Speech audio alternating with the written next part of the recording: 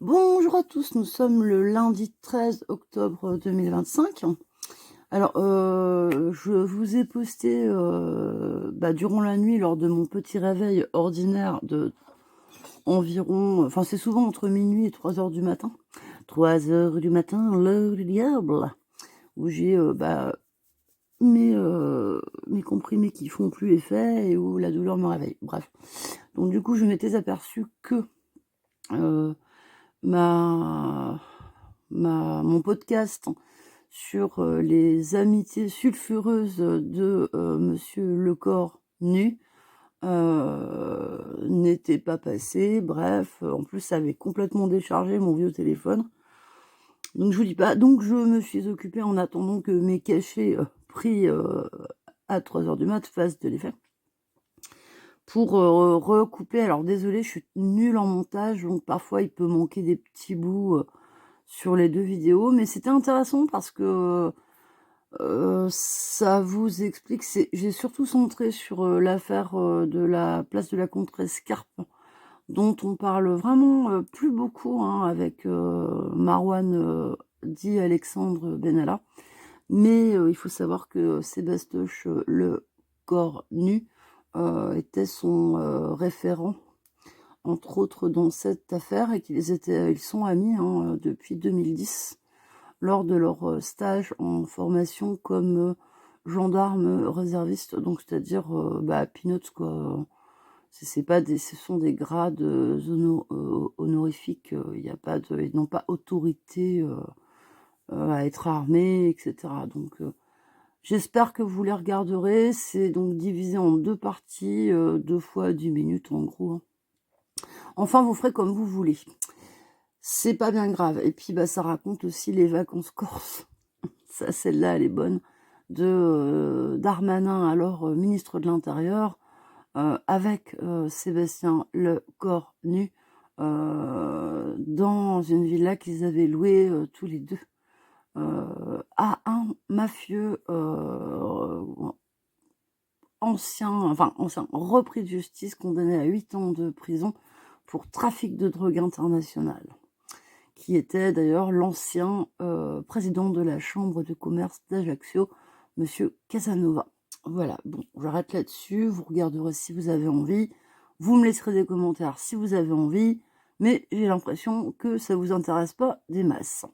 Donc vous savez que les affaires de pédérastie, alors je dis pédérastie parce que pédophilie me gêne. Pédéraste qui n'a aucun rapport, ça a été détourné pour être une insulte envers les homosexuels, en réalité serait plus adapté que pédophile, qui vient du grec, et donc c'est pédo, enfant, phile, et qui aime. Donc je ne vois pas comment on peut considérer que c'est les actes faits par des pédophiles, soit des actes d'amour ou d'amitié. Bref, donc là je vous prends un article, mais c'est pour vous parler de choses qui nous concernent de près, par rapport à un ancien collègue, mais qui en théorie est toujours collègue, puisque a fortiori un patron ne peut pas virer quelqu'un parce qu'il est en prison. C'est très compliqué comme situation, même pour des faits aussi graves. Moi, je pense que y a moyen quand même de moyenner en partant du fait que quand le gars sortira dans pas très longtemps, parce que vous allez voir, les peines sont toujours ridicules. Braquer un fourgon de la Brinks, tu en prends pour perpète, même sans qu'il y ait meurtre, sans qu'il y ait assassinat ou autre de policiers ou d'agents du fourgon. L'argent, c'est sacré. Par contre, démolir la vie d'enfant, tu prends rarement énormément de peine de prison. Donc je vous prends un article qui n'est pas... Et après, on viendra à l'affaire qui m'intéresse moi. Alors attendez, celui-là, il est du 7 janvier 2023. Donc c'est dans pédophile, que moi j'appellerais pédéraste, condamné à 6 ans, 6 ans, 6 ans, c'est peu tout de même, pour plusieurs agressions dans les Yvelines et l'Essonne. Domicilié à Saint-Michel-sur-Orge, un homme de 34 ans a fait plusieurs victimes à Vigneux, Mézières-sur-Seine et Saint-Cyr-l'École. Il a notamment agressé une fillette de 5 ans 5 ans, les amis. Et une autre de 12 ans lors de repas chez leurs parents. Des photos d'enfants de 2 ans ont aussi été retrouvées dans son ordinateur. C'est un 2 ans. 2 ans. C'est un dossier particulièrement sordide donc c'est un article tiré du Parisien, je précise. C'est un dossier particulièrement sordide qui a glacé le sang de tous les professionnels qui l'ont consulté.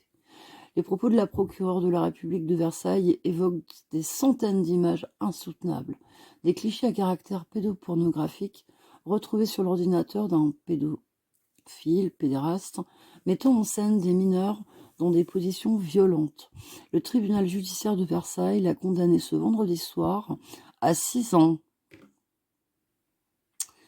6 ans. 6 ans, 6 ans, 6 ans, les amis, pour des vies détruites. De prison avec le maintien en détention, ainsi qu'une obligation de soins, tu parles, et une interdiction définitive de travailler en contact avec des mineurs.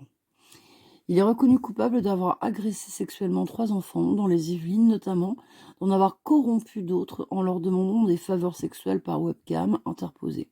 L'affaire débute le 5 juin 2021 grâce au courage d'une petite fille de 5 ans qui a, avec ses parents, déposé plainte quelques heures après avoir été victime du prédateur.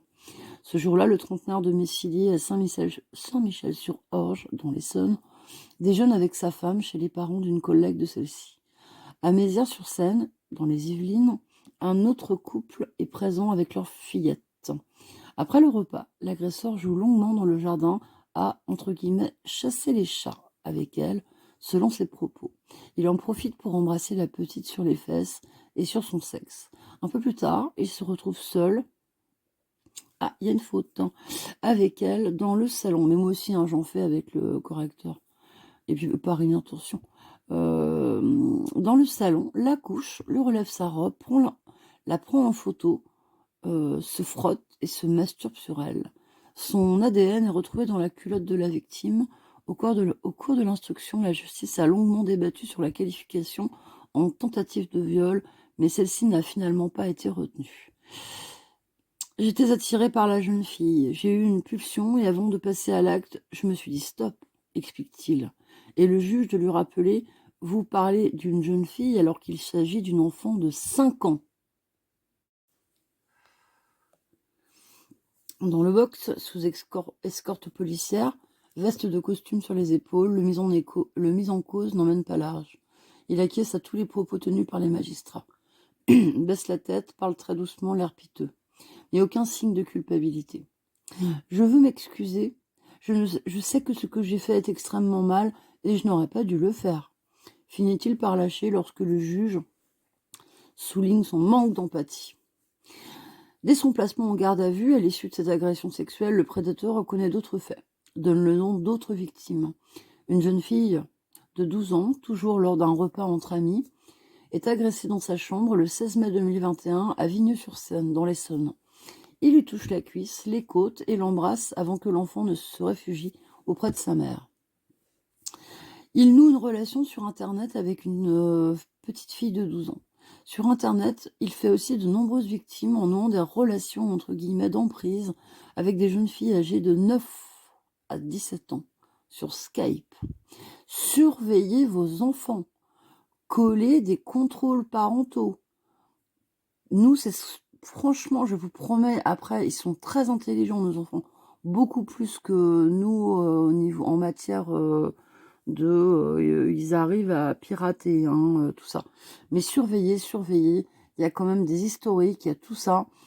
Même si ils vous font le coup d'arriver à passer au travers, surveillez. Et puis si il y a derrière, comment vous dire, des enfants qui désobéissent, et bien c'est simple, c'est punition, c'est suppression de la tablette.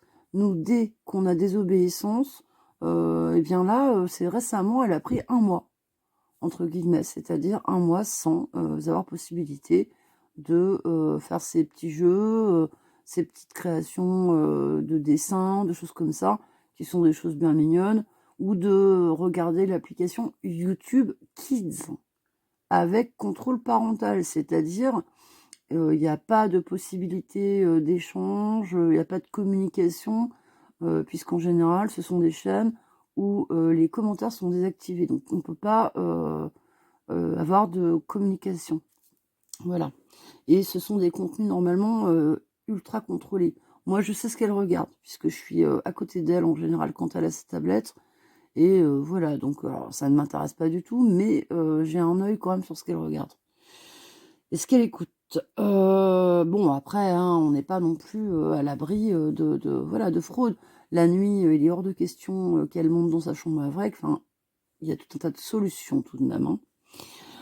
Donc alors, le fait des victimes, à force de manipulation et d'années d'échanges inappropriés, les enquêteurs ont constitué un dossier particulièrement lourd. L'individu qui possède également des photos zoophiles. Vous imaginez le mec, dans son ordinateur,